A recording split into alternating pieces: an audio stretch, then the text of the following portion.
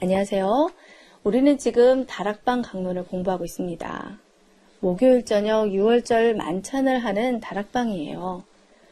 자, 지금 뭔가 내각이 발표되나 하고 있어요. 그리고 뭔가 디데이가 된 것 같은데 으쌰으쌰 하면서 초막절부터 따라왔는데 분위기는 그것이 아니라 나 이제 떠난다. 충격입니다. 내가 가는 곳에 지금 너희들은 따라올 수 없다. 잠깐만 너희들과 있을 뿐이다. 그러시면서 새 계명을 주셨는데 서로 사랑해라. 이 말씀이었어요. 아니 예수님을 통해 하나님의 나라가 이루어질 줄 알고 여기까지 쫓아왔는데 디데이가 가까운 줄 알았는데 하나는 오른편에 하나는 왼편에 이렇게 싸워서 발도 닦아주셨는데 떠나신다고 하시는 겁니다. 자, 이렇게 다락방 강론은 떠남이라고 하는 포인트에서 시작이 돼요. 자, 이 떠나다라는 말은 사실 어려운 말이 아닙니다. 그러나 이 안에 많은 의미가 들어있어요. 예수께서는 당신 자신이 그리스도, 즉 메시아 되심을 증명할 때 이 개념을 사용하셨습니다. 6개월 전에 초막절 설교 때 그리스도는 위로부터 온 자다. 그러므로 나는 떠난다. 나는 위에서 온 자이므로 다시 그곳으로 갈 것이다. 나를 찾아도 찾지 못할 것이다. 이것이 그리스도의 징표다.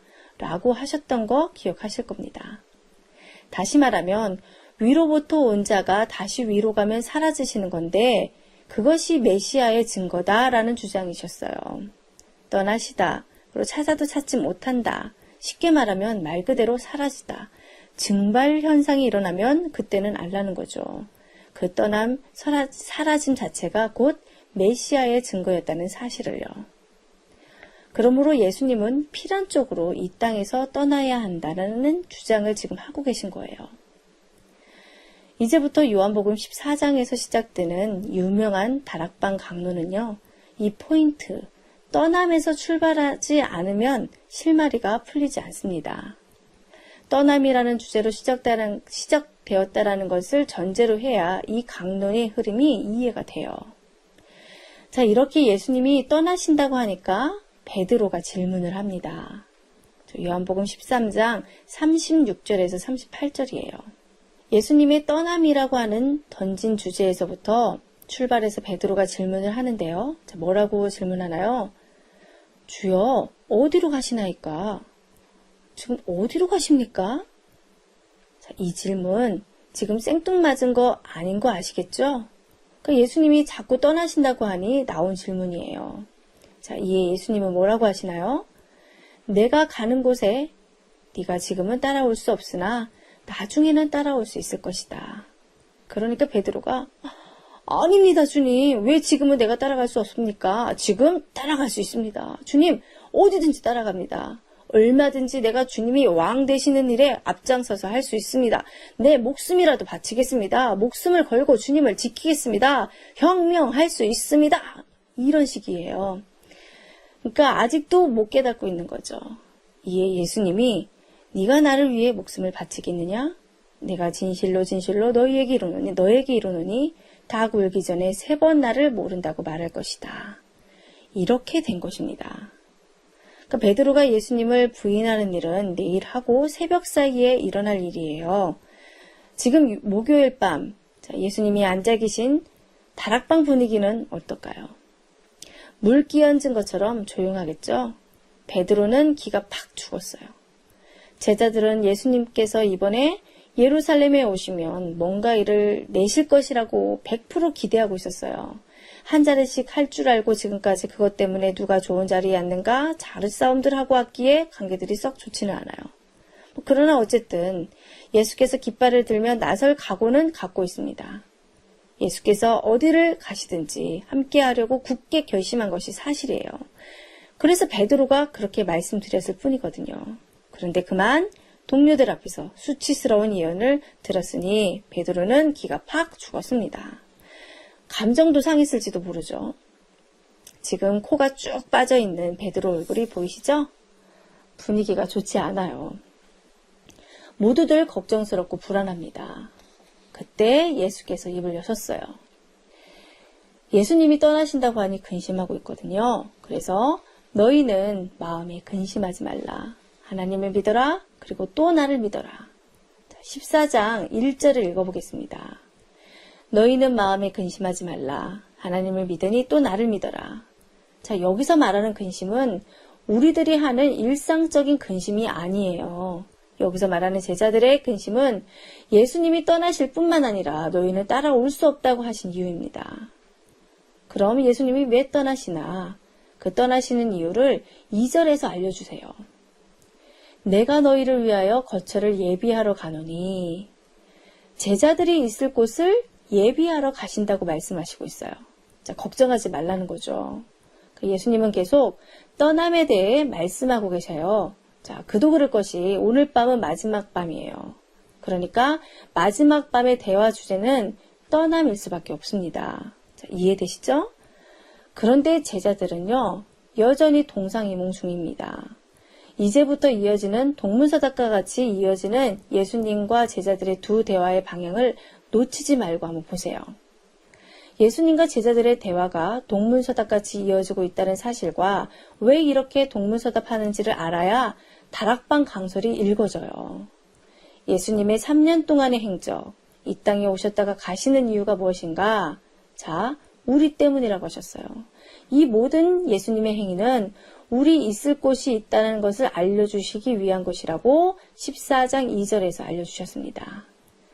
자, 그리고 나서 3절에서요. 너희를 위한 거처가 처소가 예비되면 내가 다시 와서 재림을 뜻하는 거죠. 그러니까 내가 다시 와서 너희를 내게로 영접하여 너희도 나 있는 곳에 있게 할 것이다.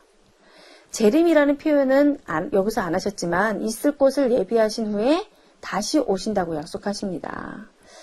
그런데 여기서 처음 하신 말씀 아니죠. 이미 감람산에서 이틀 전에 말씀하셨어요. 다시 오신다고.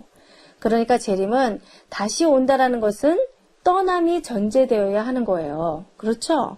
그러니까 다시 와서 너희들을 나 있는 곳에 함께 있도록 하겠다. 그러니까 반드시 예수님은 다시 오십니다. 재림은 추상 개념으로 생각하면 안 돼요. 예수님이 육신의 옷을 입고 승천하신 것처럼 예수께서 이 땅에 사셨던 것처럼 반드시 다시 오십니다. 그런데 요즘 과연 얼마나 많은 사람들이 예수님의 재림을 믿고 사모하고 있나요? 예수를 믿는다면요. 예수님의 제자가 맞다면 재림을 현실로 100% 기대해야 합니다. 예수님의 다시 오심을 기다리는 삶이 우리의 삶이 되어야 돼요. 손양은 목사님이 그 차디찬 감옥에서 쓴 고대가를 아실 것입니다. 낮에나 밤에나 눈물 머금고 내 주님 오시기만 고대합니다. 여러분, 지금 주님 다시 오심을 얼마나 사모하며 살고 계신지요? 자, 예수께서 하늘 보좌를 버리고 이 땅에 오신 것은 예수님이 이 땅에 내려오신 행위는 위에서부터 내려오셨다. 땅에서 오신 것이 아니라 사람에게서 난 자가 아니라 위에서 온 자로 내려오신 행위 자체를 통해서 우리에게 보여주시는 것이 바로 갈 곳이 있다라는 것입니다. 우리가 있을 곳을 보여주시는 것이죠. 예수님이 떠나는 가시지만 있을 곳을 예비한 다음에 너희를 다시 이끌어 올리기 위해서 다시 오시겠다고 그러셨어요. 내가 너희들이 있을 곳을 예비한 다음에 너희들을 다시 이끌어 그곳으로 가겠다. 그렇기 때문에 너희는 내가 어디로 가는지 그 길을 너희들은 이제 안다. 너희들은 내 제자가 아니냐. 너희들은 안다. 이렇게 말씀을 하고 계세요. 그런데요. 요한복음 8장 14절 보세요. 자, 이것은 초막절 설교 때 대중들에게 하신 말씀인데 여기서는 그 사람들은 예수님이 어디로부터 와서 어디로 가는지 모른다고 하셨었거든요. 그런데 여기에서는 제자들은 너희는 안다라고 하고 계세요. 대중들은 모르고 제자들은 안다고 말씀을 하고 계신데요. 자, 이것을 비교해 보세요. 대중은 모르고 제자들은 안대요. 그러니까 지금 이 떠남이라는 주제는 지금 금방 있었던 일이 아니잖아요. 그러니까 예수님은 떠난다.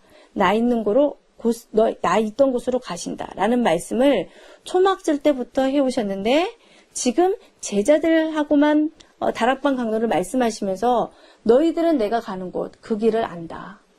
자, 이 말은 생뚱맞게 하는 말이 아니라요. 예수님이 하신 설교의 말씀들은 다 길이 있고 퍼즐이 맞추듯이 이렇게 짝이 있습니다. 너희들은 안다라는 거예요. 대중들은 모르지만. 자, 그런데 이때 도마의 반응이 뭔가 보세요. 아니에요. 몰라요, 주님. 주님이 어디로 가시는지 모르는데 그 길을 어떻게 알아요? 이러고 있어요. 자, 다음 시간에 이어집니다.